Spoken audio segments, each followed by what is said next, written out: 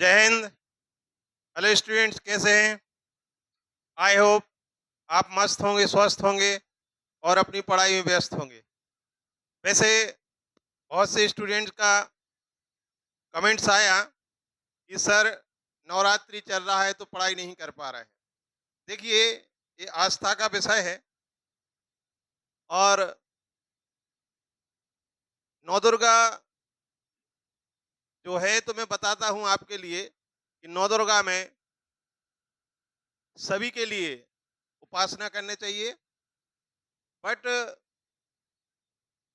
देखिए, जो श्रद्धा होती है, श्रद्धा को कभी दिखाना नहीं चाहिए, उसको अपने अंतरात्मा में अंदर रखने चाहिए। ठीक है। और ये अपना एक ये प्राइवेसी होती है, अपना एक निजता का अधिकार होता है कि ठीक है, हम अपनी श्रद्धा को अपने अंदर रखें। ये बताने का या दिखाने का कोई तरीका नहीं होता है, न दिखाने चाहिए। मैं भी नवदुर्गा देवी जी को मानता हूँ।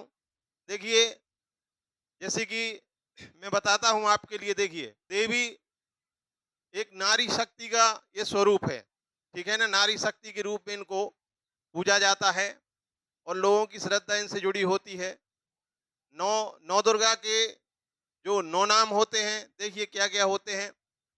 प्रथमम शैलपुत्री च, द्वितीयम ब्रह्मचारिणी, तृतीयम चंद्र घंटेति, कुष्मांडा, चतुर्थकम पंचकम स्कंद मातेति, षष्टम कात्यायनेति, सप्तम कार्यति, महागौरीति, चाष्टम नवम सिद्धिदात्री। तो इस प्रकार से नौ नाम होते हैं। देखिए, बहुत से लोग मानते हैं, मनाते हैं, ठीक है, लेकिन उनको नौ दुर्गा के नौ नाम ही नहीं आते। ठीक है। तो देखिए, जैसे कि प्रथमम प्रथमम क्या होता है? प्रथमम होता है शैलपुत्री। पहला नाम होता है देवी जी का शैलपुत्री। और द्वितीयम दूसरा नाम होता है द्वितीयम। प्रथमम शैलपुत्री, द्वितीयम ब्रह्मचारिणी। ये ब्रह्मचारिणी होता है। और तृतीय नाम होता है तृतीयम। तृतीयम नाम होता है चंद्र घंटेति, मतलब चंद्र घंटा। ठीक है ना। प्रथमम शैलपुत्री, द्वितीयम ब्रह्मचारिणी, तृतीयम चंद्र घंटेति और कूष्मांडा चतुर्थकम। ये चतुर्थकम नाम होता है चतुर्थकम, कूष्मांडा। कूष्मांडा इस प्रकार से। और पंचमम जो होता है, पंचमम स्कंद माता। ये स्कंद माता, स्कंद माता होता है। और षष्टम होता है षष्टम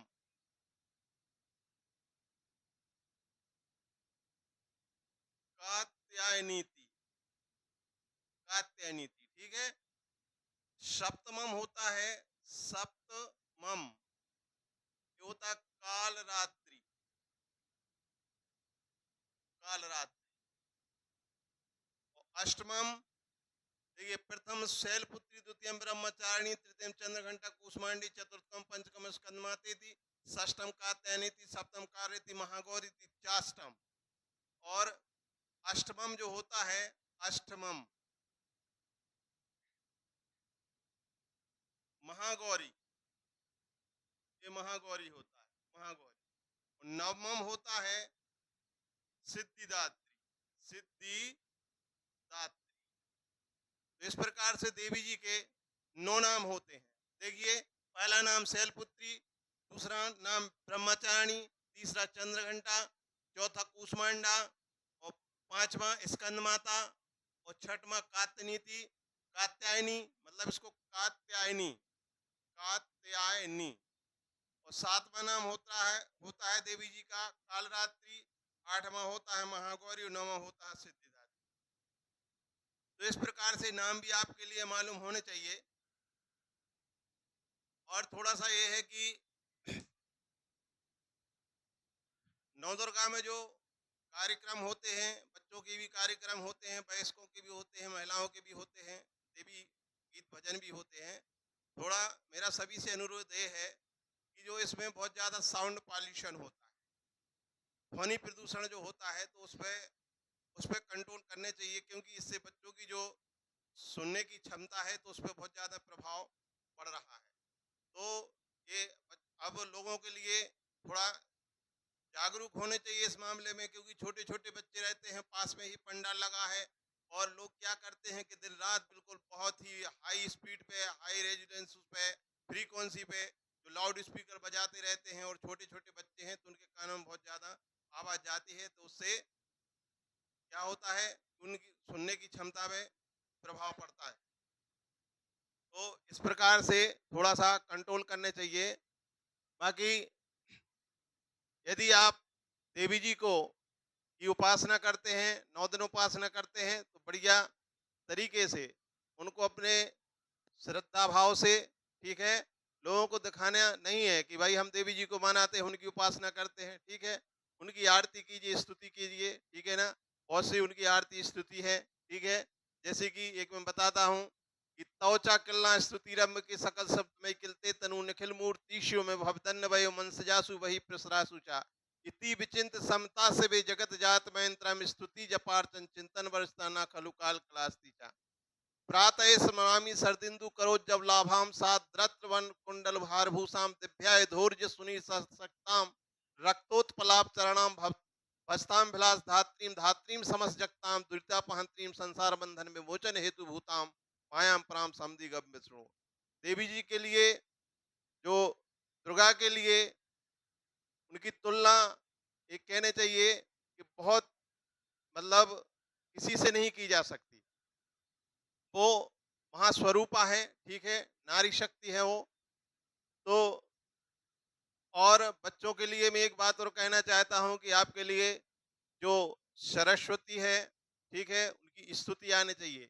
इससे क्या होता है कि हमारा जो ब्रेन होता है, मन होता है, वो उससे कंसंट्रेट होता है, ठीक है।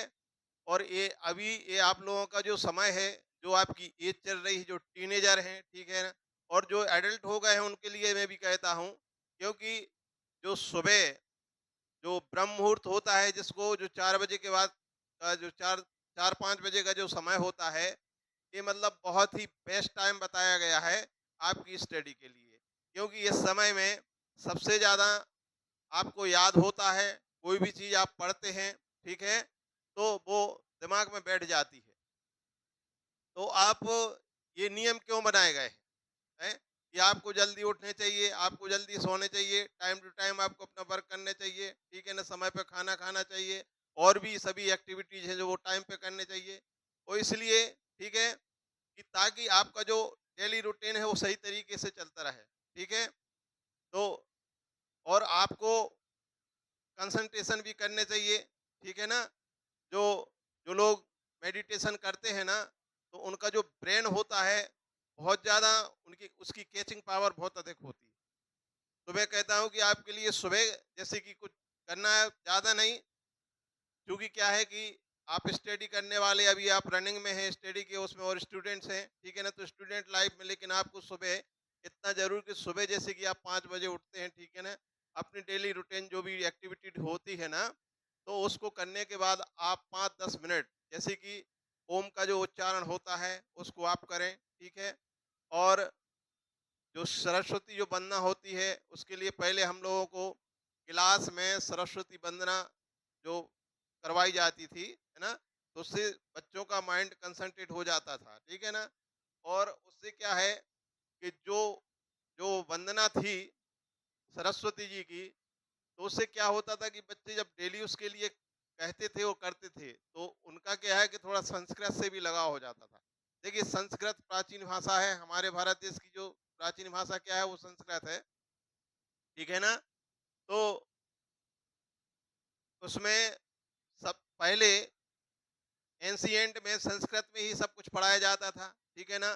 जो विद्यालय हुआ करते थे, जैसे कि नालंदा विश्वविद्यालय है, तक्षशिला विश्वविद्यालय, तो उसमें संस्कृत ही पढ़ाई जाती थी, बहुत बहुत बड़े बड़े विद्वान थे, है ना।